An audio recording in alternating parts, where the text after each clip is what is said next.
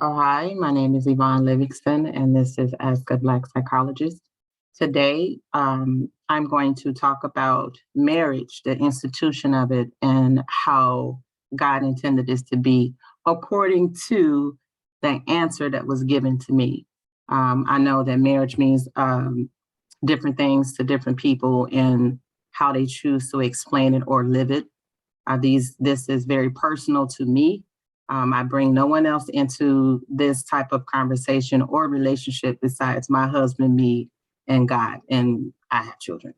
And so today I have with me my very good friend, sister friend, Adria husband. And I'm going to let her introduce herself because she has so many wonderful talents and gifts. I couldn't do it justice. So Adria, please introduce yourself to the community really quick. All right. Well, hello, everyone. I'm Adria, husband. Yvonne is my sister, and I'm happy to be here in spirit virtually and just as your friend to have a conversation and share some insights that you want to share with the broader community. And so I come to this space, as me, as a human being, a biracial Black woman who walks the world in that way. I'm also a facilitator, racial equity consultant, a mentor, a mother, a sister, a daughter, an auntie. So all of those things, but yeah. Thank you so much for that wonderful introduction. And I like that you included all of those titles. All too often when we focus just on one thing, we lose everything else. And one of the things that I started doing for myself is saying all of those titles and letting people know I show up as all of these people, right? But it's just me. I'm a mother, I'm a daughter, I'm a sister, I'm a cousin, I'm a friend, and I'm even a grandmother, right? On top of being a Black psychologist, these are all of my titles, and I speak this way. And today I want to speak as a wife. Um, I got married back in November 15th, 2007 to a wonderful man. But as times went on, we started going through some trouble. And so I, being a praying woman and a woman of faith, a believer in God, I had some questions. And so the only person I could ask this type of question to was God. And the question was, why institute marriage? I was so hurt by the turn of events that happened in my life that, my only recourse was to turn to God and say, man, I'm feeling really bad here. I'm feeling really terrible. My husband not here with me. So why even go through this, right? And so I started doing like a 30-day prayer thing to, pray really hard for my marriage to, get everything back on track. And I issued okay, go ahead. Let me jump in and just so we can give the people a real quick high level overview of, because you started with the beautiful story, which is everybody's story, who gets married. You fall in love with this amazing person who you want to spend your life with. Everything looks beautiful, when you're in the space. And then, of course, life happens and we reveal ourselves. The ugly parts of us tend to come out in relationship. We are the closest with any human being if we're doing it right. Like, we're really opening up and we get to see each other fully. And that's where love gets tested. Like, can you love me when I'm... Because my ugly showed up. My ugly showed up. Right? It really did. So take us through. So you said 2007 was when you got married. So you don't have to go too deep, because I know we'll get into that later, but like 2007. And then at what point did the struggle become real when you started to have this conversation with God? Well, it was right after a visit to my husband back in 2013. Is that the pain of not being with him, not seeing him, made me then want to, institute some, ask some other questions, and dive a little deeper because of my pain. Left. He left. Yeah. August 1st, 2010. Okay. And so as I was diving in, to that pain and, see, I did see a therapist. I had to, because I was emotionally distraught. My mind was all over the place. I wasn't thinking straight. And so that was the nature of marriage to me. And I was like, this is not what I thought it was going to be. And, it was very painful. So as I began to see God and ask these questions, I never got an answer. Because I did issue an ultimatum. I told God, I said, listen, I'm praying really hard for my marriage. Please, please repair it. And if you don't, I'll work for your people. I'll serve the church. So I'm getting ready to get a divorce. And, now I'm serving the church, the people. And it's not what, it's not what I wanted and what I thought I wanted, but it was what was best for me, because I had an opportunity to heal just from asking God the question. In hindsight, going a full circle, I had to do some work, and that work was on me. I had to challenge my way of thinking. I had to challenge these narratives of what a wife was. So when I looked up and, they give a definition of a wife, Proverbs 31 woman. And I was none of those things.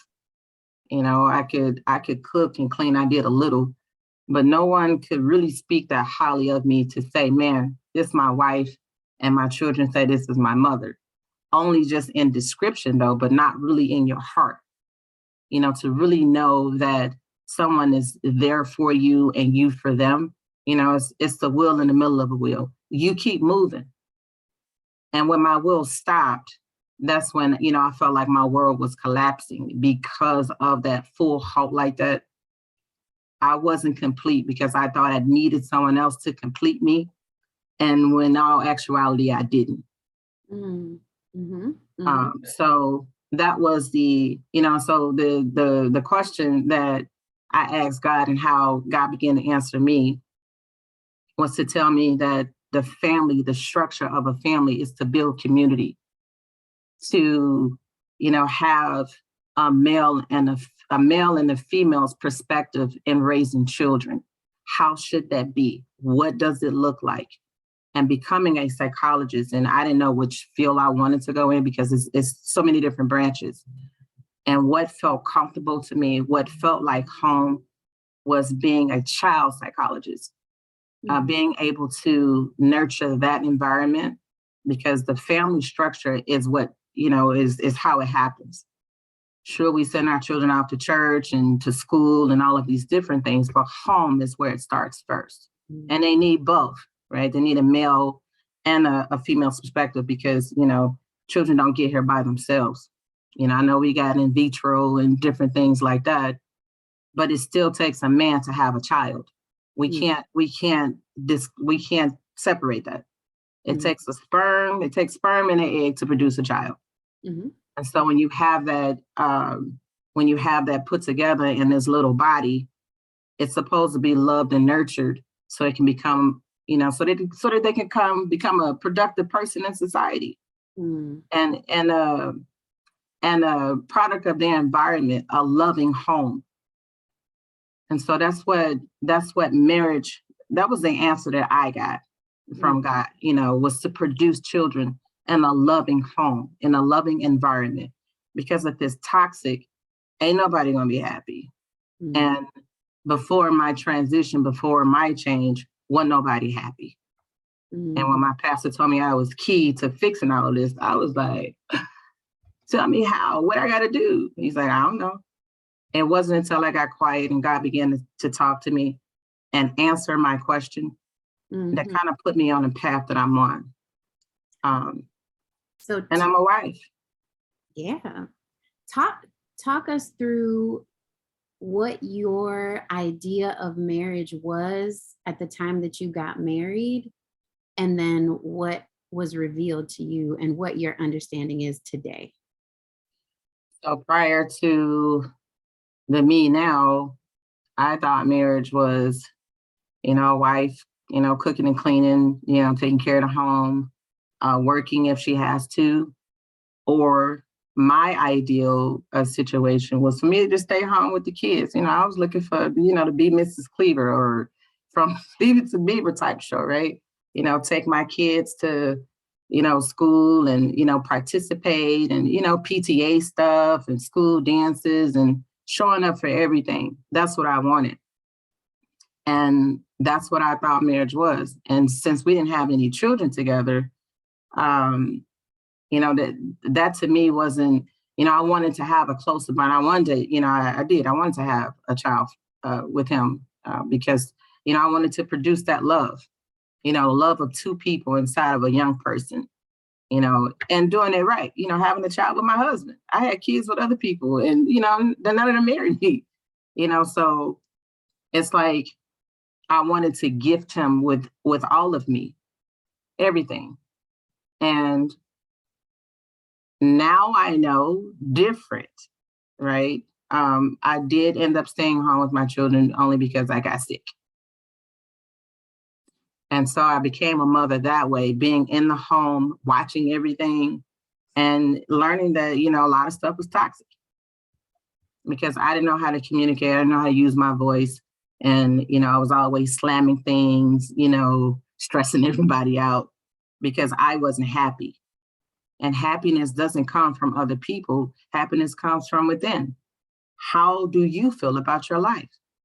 And so I really did have to get quiet. Moving forward, I had to get quiet in my life to fully understand what makes Yvonne happy. And it wasn't what I thought it was. It's not sex. It's not gifts. It's not, somebody telling me they love me. It's me showing up for me. It's me showing love to me. It's me, getting quiet, doing some journaling, listening to some music, whatever makes me happy. I like talking to people and having intellectual conversations. That gets me excited. Why? Because I'm sharing ideas with you. I'm learning from you. The whole purpose now for me is to learn from people. And as I become this new wife, I want to learn from my husband. I want to learn from our children. At this day and age, and because of my age, I don't think I'm gonna have any more. But if my husband does have children, I can show up any way that child wants me to, as a mother, a sister, a friend, an auntie, a cousin, or a therapist. All of these people are me. And so now that I know how to blend a family, how to keep it flowing, it's just to simply ask questions and hold people accountable to what they say they want to do and who they want to be.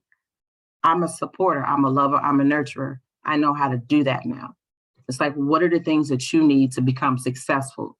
And I'll try and provide it to the best of my ability. And and my husband will be right there with me, ensuring that it happens. Because if you're not happy, right? And if I'm the cause of your unhappiness, yeah, we're going to have to sit down and talk. But if I've done nothing and you're not happy, then yeah, that's a conversation for a therapist. And, luckily for them, I can throw that hat on. But, if you want to, you can go see outside people. All I know is that a conversation needs to happen when you're not happy. Because it just creates all of these other things and a lot of things that go unsaid, and it ends up being, devastating in your home. Yeah. So you're touching on communication, and you've touched on the intent behind the institution of marriage and building community and sowing into children. So talk a little bit about the importance. I mean, we hear it all the time. Communication is key in relationships, but really give us your take on that and how deep it really goes and how key communication is. Communication really is, it really is deep, and it really is something that you have to learn how to do, if I'm going to be honest. It's not just opening up your mouth and saying things, because people say things and it's me. The intention is to, especially if you're feeling emotional and charged, the intention usually, if you don't think before you speak, is to hurt you. And so when I say communicate, it means taking a moment. If you're upset, you take a moment to relax. You take a moment, do some deep breathing, yoga, whatever it is you can do to get your state of mind under control. And if you can't get your state of mind under control in that moment while you're angry, it's simply to say, you know what? I'm upset right now. I can't talk. Give me a moment to collect myself. I'll come back to this because I think we should talk. That's mostly how I started doing things, to communicate with people, because I'm full of love. And, my pastor used to say, Yvonne is a lover, not a fighter, and everybody would laugh because I had so many children. But no, for real, I am a lover, not a fighter. I don't like to physically fight. I don't like to virtually fight. Words from my mouth. I don't have to do any of that stuff because it takes so much energy out of me to be that way, because I only want to show love. And so love shows up for me in my conversation because I think to myself, Yvonne, don't hurt you and don't hurt that person. And so if the communication starts to break down and people start to feel antsy, the anxiety, pops up, I say, hey, pause. We don't have to finish this conversation. You take a moment and you collect your thoughts, maybe write some stuff down now at this point, because now the communication can never, not never, but the communication can't go forward because you've put up a block, because you don't want to talk anymore. You don't want to answer any more questions. And that's okay. As a therapist, we learned that, you can't push the client that far. You do have to scale back depending upon the therapy, right? Because there are different forms of therapy. And I like exposure therapy. I'm just gonna go right on in and say what the problem is and expose the elephant in the room. Sometimes people can't handle that. Mm-hmm. And, it does need to be handled with care. And love is how I do it. Mm-hmm. And that brings up for me, or brings to mind, a certain mindset that has to be in place on both sides. And when we bring into the equation trauma that, all of us, it's a natural occurrence in many of our lives. Like, to go unscathed and be the ages that we are, and have not gone through trauma is almost unheard of these days. And so to some degree, we've all experienced it. Trauma inherently requires that we repress, or, there's a coping strategy associated with that trauma so that you can survive in order to function. A lot of, sometimes that can be repressed so deeply you don't even remember that it's there until something comes up, but my point is, if you get into certain survival strategies and communicating is not a way of survival, it becomes very hard then to try to encourage people to articulate their emotions, articulate how they feel, what they need. And so what advice would you give, or what would you say about running into that kind of thing where there's a difference in someone like you who wants to keep those lines of communication open, and someone with an unwillingness or inability to do that? Oh, wow, that's a good one, right?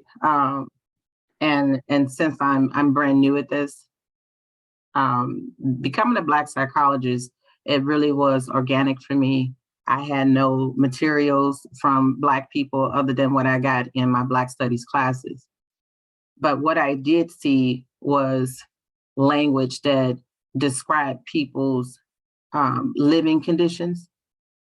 And so when you talk about living conditions, you can get people to talk, especially if you start talking about money or any other adversities that they experience in their lives. And so I like to have people do exercises, write things down, what's their most pressing issue, so that they can kind of get to the bottom of what the problem is and how to articulate that. There are many forms of communication. It doesn't have to be, somebody sitting face to face. You can write stuff down. You can draw pictures. Uh, when I'm doing clinic, they call doing therapy with children, playtime. So what is the playtime for an adult to get them to talk about things that's difficult? It might be going to the park, going for a walk, even going out to eat. After you get done, with a good meal, you feel relaxed, you have a conversation. Or from a movie, something from a movie might trigger a conversation. And so conversations can start from that way. Communication isn't just speaking. You can do it from body language. You can communicate, during sex. It's especially if it's a topic between a man and a woman that, that's in a relationship, and they're like, man, I really want to show my partner some love, or I really want to take this opportunity to dive a little deeper, and because I used to do that type of stuff. I used to, after my husband and I finished having sex, we used to just lay there and have a conversation. We start talking about politics, anything. And so that was primarily to the reason why I married him, because I could communicate. I told him everything. I was very open until I started lying, because, that's a whole nother topic and I'm not going to go there. But it's the openness, people's openness, and people need to see that other people are a safe space for them to even begin to have these type of conversations. You can't be gaslighting folks, meaning, you can't be blaming them for the condition that they're in because they're trying to talk to you about how you make them feel. You can't be in denial and say, you know what, I didn't do that. Well, they have a different memory of what happened. All you have to do now is just be patient in that moment and have that conversation with them. You jot down your thoughts if you're thinking that, man, this really didn't happen. So in you sitting there taking the initiative to jot down what somebody else is saying, instead of gaslighting them, instead of saying them, you know what, this didn't happen, I don't remember. No, that's what therapy does, right? Take me back to that moment. Think in your head what this person is saying, feel their words, connect with them that way. Empathy and sympathy goes a long way when people are trying to express themselves. And it's hard to do, because it took me a long time to be honest, once the breakdown of communication happened between me and my husband, it took me a long time to get back to the point where I could talk to him like I was when I first met him. And that was strange to me. What was going on with me that made me feel like I couldn't talk to him like I used to, especially since that was one of the reasons why I married him. Yeah. And in hindsight, because we are talking about communication, in hindsight now, knowing what you know now, how would you have approached communication differently when things started to break down between you in the relationship? I don't know if I would have done anything different, honestly, because the breakdown in communication was over my children. I was used to being a single parent. I was used to doing things by myself. And when you have someone else that comes in that sees something different and wants to change the environment, it was really difficult for me to adjust to that, because, I started asking questions. Like, why can't I do this? Why can't I buy a kitchen table? Why can't I buy the kids some clothes? That type of thing. And what was said to me is like, okay, we're trying to get out of debt, save some money. I say, but, the kids need some clothes. We need a new kitchen table. I didn't buy designer things. It was little stuff. But it's the little stuff that led up to the big explosion. Because when somebody's giving you orders or directions, they really do want you to follow them. And my husband really did want me to just follow his instructions, even though he couldn't fully explain to me why I was doing it, because I asked. And it was like, well, it's going to take this, it's going to take that. So when children are involved, just like I said, it was really hard for me to separate myself from that. I was their sole provider before my husband came along. I did do everything for them before my husband came along. So that adjustment for me, I didn't really fully get because I was still trying to control everything. And control power must be shared, when you have within a marriage. Power has to be shared. It's not a one-sided thing at all. It's not even 50-50.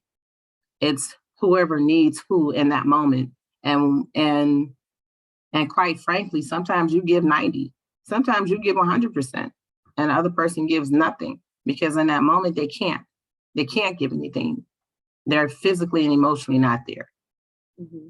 But the marriage in and of itself, and one of the things that God began to share with me, you go through it all, you stick it out.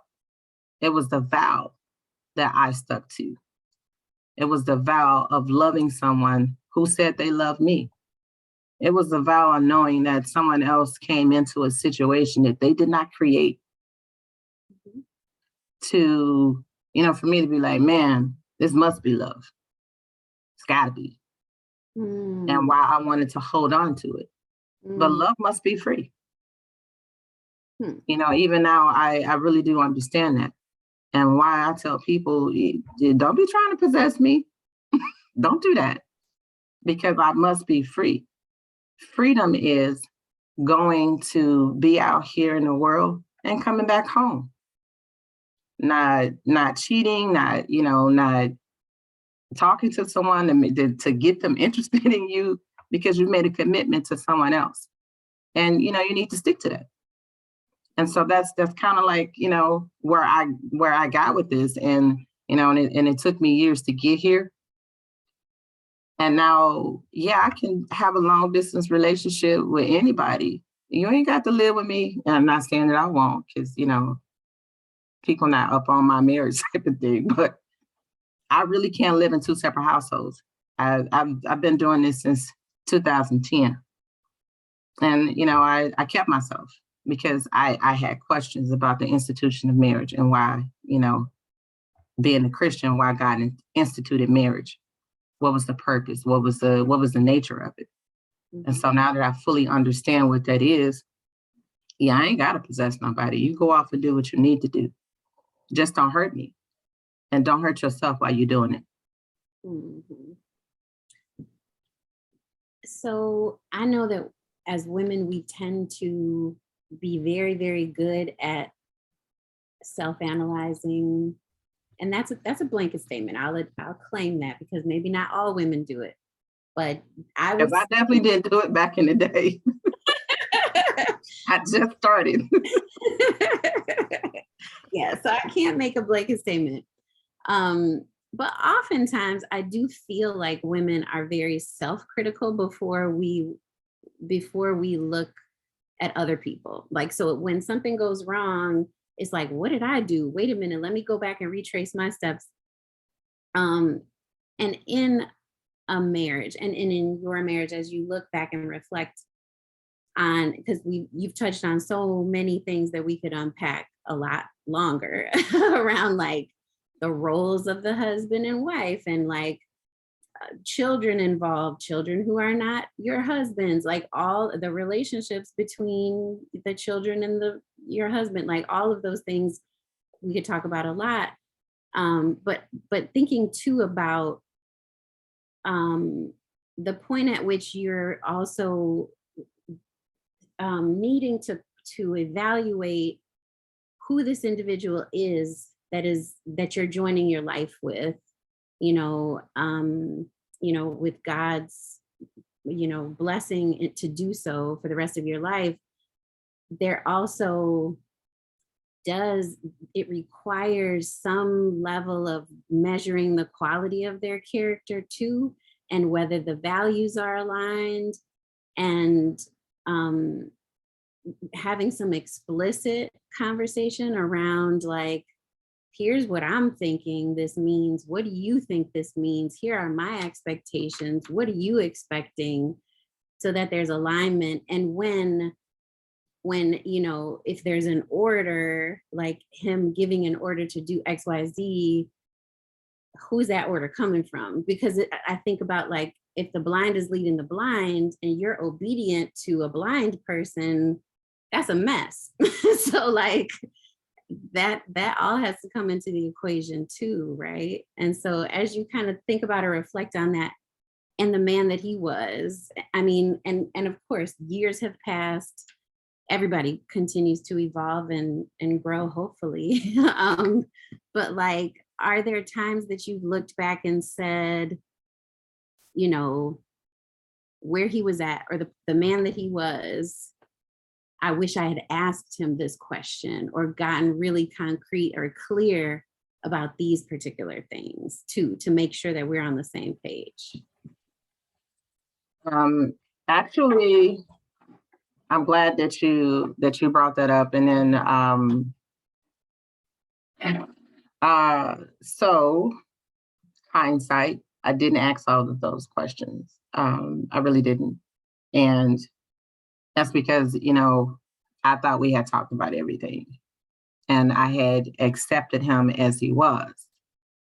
And so in my acceptance, he wasn't, all that family oriented in the first place, in hindsight, because he was so busy worried about providing. And so when you have someone like that, that's solely going to be a provider and give you the things you say you want, it wasn't quite clear that, the other thing I wanted besides a provider was, somebody to spend time with the family. And so that was, if I had to say there was a flaw, then that was it. And so in hindsight, looking back, the whole nature of the family thing was where I came in and what my pastor said I had to blend together. But if you don't have those type of skills, I didn't have mothering skills, not like how I needed to. You know how to do the basics, right? Change a diaper, feed a kid, feed the child, and put them to bed, buy them clothes, when it's time to go to school. You know how to do all of those things. But the other part of that is handling the emotional part. And if you don't know how to, and I didn't know how to process my emotional well-being, how can I then teach someone else to do it? Adults, he and I would talk and, we were able to, process some things. And sometimes it took hours of conversation. Other times it was really quick, but it didn't transfer over to the children. And so in hindsight, I always say, things come full circle. And the full circle for me is family, community. That's what I had to build. And now that I know how to do it, I can do it with anybody. It doesn't have to be a family member. It doesn't even have to be a close friend. I'm just out here talking to people. And so the love that I'm showing is drawing people in because it's so desperately needed these days. And so me turning my focus a different way, away from, being in a solid relationship or, having someone to say, Yvonne got my back type of thing. I need to see that someone else will have my back like I have my back. I have to show someone how to treat me. And that's something that, I did superficially, how to guide someone. And because my love language is acts of service. It's not expensive gifts. I mean, that stuff is nice, but it's acts of service. What are you going to do for me, for the community? And so that's how I look at it now. And now I can tell somebody how to treat me and really mean it and stick to my guns because I've been through so much pain and trauma living as a Black woman. And that's the other thing too, I posted with the topic for tonight, trauma bonding. And then we'll leave it at there and then we can pick this up in part 2 because this is going to be a series. Yes. But so this is our introduction of me asking God this question. And I really did write it down in a journal, notebooks. I write all over stuff. Anything comes to my mind, I just write it down. And later on, when a question pops into my head, or I'm having a conversation with somebody, and I come across these things, I was like, oh, this was the answer to the question that I was thinking about the other day, or this is the answer to something that God put in front of me. The answers are already there. And why I want to connect to as many people as possible, only to show love. Because when my husband does come along again, it will be for me to show love and to be free. So thank you so much, Adria, for joining us tonight and asking me some tough questions.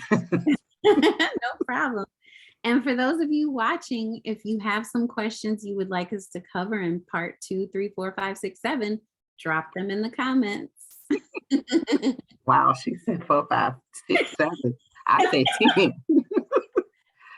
All right, y'all. Thank you so much for watching. Until next time.